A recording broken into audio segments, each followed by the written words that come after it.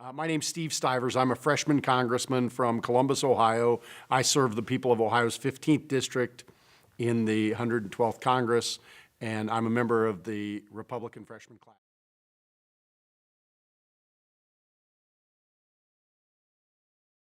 And while I was at the Ohio State University as well, I served as a page for a state senator, and that probably also impacted my life as far as feeling like you can make a difference for people in government. And I remember getting a call from a family.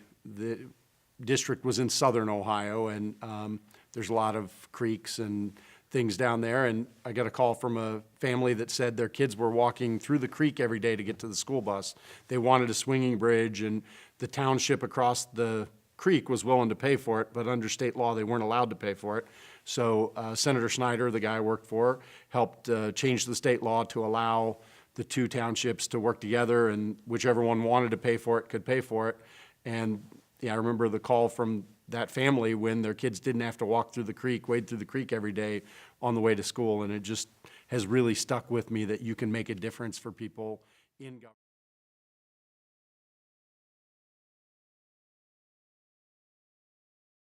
Well, and I think, all of us in the freshman class, whether we're Republicans or Democrats, there are almost 101 of us now in the freshman class overall. Most of us are Republicans. We all came here fresh with a message from the American people, and that's that, we want people that listen, and we want people that will do the things that are important. And when I came here, my focus has really been on two issues. It's been on jobs and spending and financial responsibility. And after being here about 13 months, I still think that I've got the right focus. But the thing I've learned in those 13 months is in Washington, the only things that really happen in government are things that have to happen. And so that sort of changes some of my tactics and strategies on things like balancing the budget.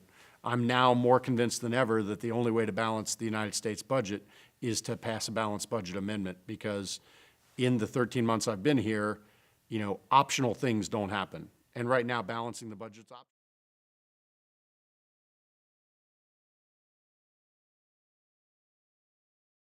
But if you notice who's on the Sunday talk shows and who gets on TV, it's not the people. There's 435 members of Congress. I would say 80% of them are within one standard deviation of reasonable. So, but it's usually the people that are 2 or 3 or 4 standard deviations away that are on TV that are driving what the media is talking about. And so it makes it look worse than it really is when you're